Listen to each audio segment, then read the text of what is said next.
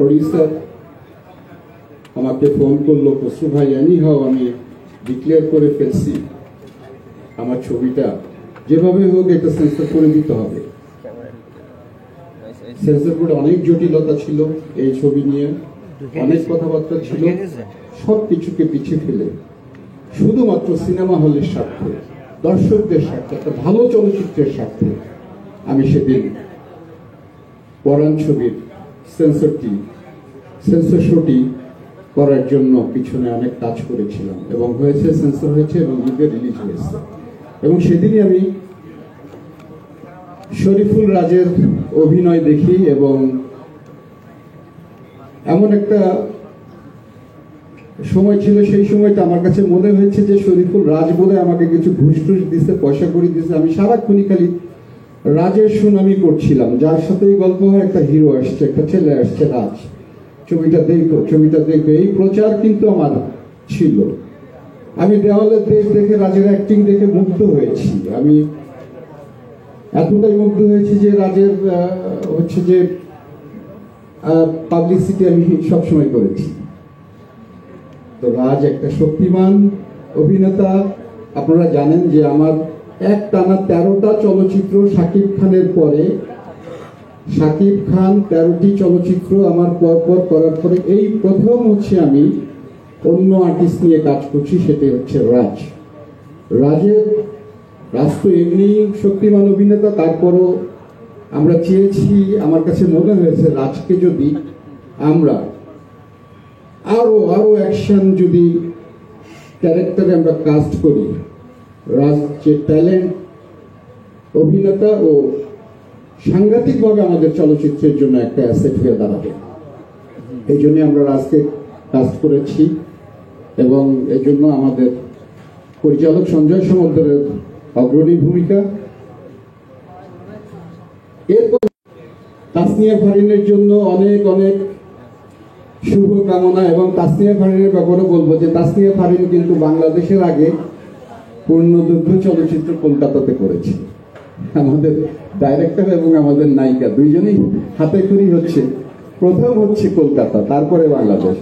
তো যাই হোক, তাসনিয়া ফারিনের জন্য অনেক অনেক শুভেচ্ছা এবং তাসনিয়া ফারিনের জন্য আমরা দোয়া করব। সবাই দোয়া করছি যে তাসনিয়া ফারিন যেন আমাদের এই চলচ্চিত্রে একটা জায়গা করে নেয়, একটা শক্তিশালী জায়গা করে নেয় এবং আমাদের অনেক ভালো ভালো ছবিতে কাজ করে, কাস্টিং হয় এবং কাজ করে। এবং সবচেয়ে বড় কথা হচ্ছে যে তাসনিয়া ফারিনের যে সুবিধাটা আমরা পেয়েছি, আপনাদেরকে বলি, আমাদের এখানে অনেক প্রযোজক আছে, অনেক চলচ্চিত্র কর্মী আছে, ডাইরেক্টররা আছে।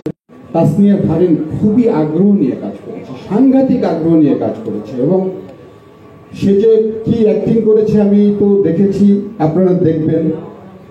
আমার মনে হয় যে আমাদের তাসনিয়া ফারিন আমাদের এই অ্যাকশন মুভিতে একটা ভালো জায়গা করে নিবে, এটা আমার মনের একটা আশা। এবং আপনাদের সবাইকেই বলবো যে তাসনিয়া ফারিনের জন্য দোয়া করবেন, ওই জন্য আমাদের একটা জায়গা করে নেয়। আমাদের সঙ্গীতে আমাদের শওকত আলী ইমন খুব একটা মানে জমজমাট একটা গান আজকে দেখবো আমরা। আমাদের নিধি, আমাদের আরো যারা আছে, আমাদের হচ্ছে যে সার্বক্ষণিক কাজ করেছে, আমাদের মিন্টু আমাদের হচ্ছে যে কাজ করেছে আমাদের অফিসে। তো সবাইকে আমি শুভেচ্ছা জানি। আবারও আমি আজকে যেহেতু সংবাদ সম্মেলন আমাদের চলচ্চিত্রে, আবারও সাংবাদিক ভাইদের আমি সবার কাছে আমি সহযোগিতা চাবো। আমার ইনসাফ, আমরা আবার ফিরে আসছি, আমরা যেন ইনসাফ চলচ্চিত্রের মাধ্যমে আমরা টিকে থাকতে পারি, আমরা যেন ইনসাফ 2 আবার নির্মাণ করতে পারি। আপনারা সবাই দোয়া করবেন ইনসাফের জন্য এবং সহযোগিতা করবেন। সবাইকেই শুভেচ্ছা, শুভ সন্ধ্যা।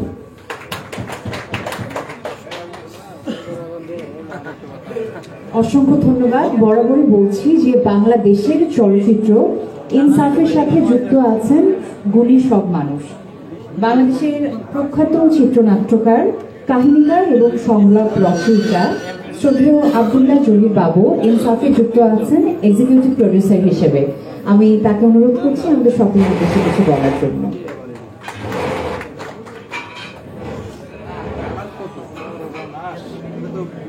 এইভাবে কি সমানে আসতেছে না,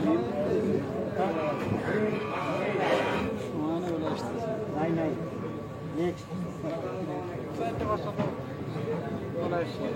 আসসালামু আলাইকুম। উপস্থিত সবাইকে আমার শুভেচ্ছা। এতজন সম্মানিত লোক আমার সামনে আছেন, নাম ধরে সালাম দিতে গেল মোটামুটি শিব শেষ। সবাইকে আমি বলছি আসসালামু আলাইকুম। এই অনুষ্ঠানে আপনাদের সুন্দর সময়, ঈদের আগের মুহূর্তে গরু নিয়ে ছুটাছুটি বাদ দিয়ে আসার জন্য অসংখ্য অসংখ্য ধন্যবাদ। ইনসাফ ছবিতে আমার ভূমিকাটা যদিও সংলাপ রচয়িতা নয়, চিত্রনাট্যকার নয়, একটা সম্পূর্ণ নতুন আঙ্গিকে, নতুন ভাবনায়। তার মূল কারণটা ছিল বর্তমান সময় চলচ্চিত্রকে এগিয়ে দেওয়ার জন্য একজন পিছনের লোক দরকার ছিল, যাকে দিয়ে আমাদের পুরনো প্রযোজক যারা 35-এ প্রচুর ছবি বানিয়েছেন, তারা যাতে ছবি বানিয়ে তারা ভরসার একটা জায়গা পান। সেই জায়গাতেই আমার অ্যাকচুয়ালি এখানে আগমন। এক্সিকিউটিভ প্রডিউসার হিসেবে যতটুকু কাজ করার তার 70% কাজ করেছেন অ্যাকচুয়ালি আমার ডিরেক্টর সঞ্জয় সমাদ্দার। একটা অতি মানব বলবো, একজন ইনহিউম্যান বলবো। এতটা স্ট্রেন নিয়ে আমি রিসেন্ট টাইমসে কোনো ডিরেক্টরকে কাজ করতে দেখিনি। আমি এর আগে কাজ করেছি শাহিন ভাই, আমাদের সাথে অনেকগুলো স্ক্রিপ্ট করেছি। শাহিন ভাই এখানে যারা আছে তাদের সাথে অনেকের সাথেই কাজ করেছি, কিন্তু আমি কখনো একজন ডিরেক্টর এতটা স্ট্রেস নিয়ে এতটা ক্রিয়েটিভ আউটপুট দিতে পারেন এরকম ব্যাপারটা আমি কখনো দেখিনি। এবং আমার ডিরেক্টরকে সাপোর্ট দেওয়ার জন্য আমার যে প্রডিউসার দুজন আছে, আমাদের খসরু ভাই আর আমাদের কালাম ভাই, তাদের কথা বলা মানে অ্যাকচুয়ালি এটা বলার ভাষা আমার নেই। যেই কনফিডেন্সটা নিয়ে তারা আমাদের পুরো টিমটাকে ব্যাকআপ দিয়ে গেছেন ফিনান্সিয়ালি এবং at the same time moral সেন্সে, এটা খুবই খুবই খুবই প্রয়োজন ছিল আমাদের ফিল্মে। আমি আশা করব এই ছবিটাই শেষ না, আগামী দিনের সব কয়টা ছবিতে তারা যেন আরো বড় করে, আরো নিজেদের ভাবনাকে আরো প্রসারিত করে তারা যেন আরো সিনেমা তৈরি করেন বাংলাদেশ চলচ্চিত্রের জন্য। আসসালামু আলাইকুম।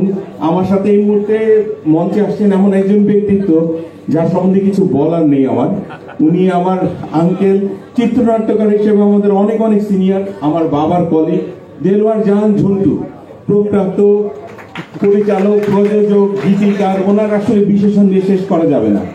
এই রকম চলচ্চিত্র আমাদের চলচ্চিত্র একসময় এরকম গুণবান লোকের সমন্বয় তৈরি ছিল।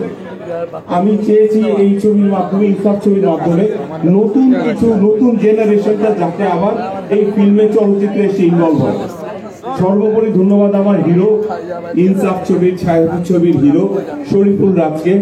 একটা সঞ্জয় দার স্বপ্নটাকে, যেই মানুষটাকে তৈরি করার স্বপ্ন নিয়ে সঞ্জয় দার ছবিটা শুরু করেছিলেন, সেই পুরোটা স্বপ্ন ধারণ করে ক্যামেরাতে আউটপুট দিয়েছে শরীফুল রাজ। এবং আমার দেখা খুব ভালো ক্যারেক্টার যে নিজেকে ধারণ করতে পারে তার একটা মানুষ শরীফুল রাজ। আমি কনফার্ম আপনার ইনসাফ দেখলে নিজের একটা প্রমাণটা পেয়ে যাবেন। তাসনিয়া ফারিন, এই ছবি করার আগেও একবার তার সাথে আমার সিটিং হয়েছিল। আমার একটা অনেক বড় প্রজেক্টে তাকে নিয়ে কাজ করার কথা ছিল। সেদিন খুব অবাক হয়েছিলাম, উনি একটা প্রশ্ন করেছিলেন আমাকে যে ওয়াই মি। আমি অনেকক্ষণ প্রশ্নটার কোনো উত্তর খুঁজে পাইনি। যে একটা গল্প শোনালাম, অসম্ভব সুন্দর একটা গল্প, শুনে মেয়েটা জিজ্ঞেস করছে ওয়াই মি, তখন উত্তর দিয়েছিলাম আপনার হাসি। তাসনিয়া ফারিনের হাসি আমি আমার হিসাবে unparallel. She is so innocent when she smiles. এবং ওই চরিত্র থেকে বের হয়ে তার একটা অসম্ভব পুলিশ অফিসার ক্যারেক্টার, প্রোটাগনিস্ট হয়ে সে যে ক্যারেক্টার করেছে আনইমাজিনেবল। মোশাররফ করিম ক্যারেক্টার করেছেন খুব সুন্দর, অদ্ভুত সুন্দর চরিত্র অভিনয় করেছেন মিশা সওদাগর ভাই। সবাইকে আমার ধন্যবাদ, কাউকে ছোট করে দেখার কোনো অবকাশ নেই। আমার টিম মেম্বার যারা আমার ছবিটাকে এক্সিকিউট করেছেন, আমার পুরো প্রোডাকশনের টিম মেম্বার, সবাইকে আমার সালাম। You have done a great job. প্রত্যেকটা সদস্য তার জায়গা থেকে তার বেস্টটা দেওয়ার চেষ্টা করেছে। আমাদের নিধি ভাই, আমাদের শওকত আলী ইমন। শওকত আলী ইমন তো এতবার সিটিং দিয়েছে এই গানটা নিয়ে, আমার এন্টায়ার ক্যারিয়ারে কোনো গান নিয়ে শওকত আলী ইমনের সময় নেয়নি। This was really too much. Sudip Kumar Dip এখানে নেই, ও গানটা নিয়ে 6 বার এবং একটা লাইন, লাস্টে তো লাস্ট রেকর্ডিং এর দিনে একটা শব্দ নিয়ে রীতিমতো যুদ্ধ লেগে গেল। এই যে স্ট্রাগলিং গুলি, এভরিথিং ওয়াজ ফর ইনসাফ। আপনারা সবাই ইনসাফের জন্য দোয়া করবেন, ইনসাফের সাথে থাকবেন, ইনসাফ দেখতে হলে যাবেন। নতুন পুরাতন সমস্ত প্রজন্মের চলচ্চিত্র কর্মীদের আমি অনুরোধ করব, please come and sit with us, watch Insaf, be with Insaf. Thank you সবাইকে, ঈদ মুবারক।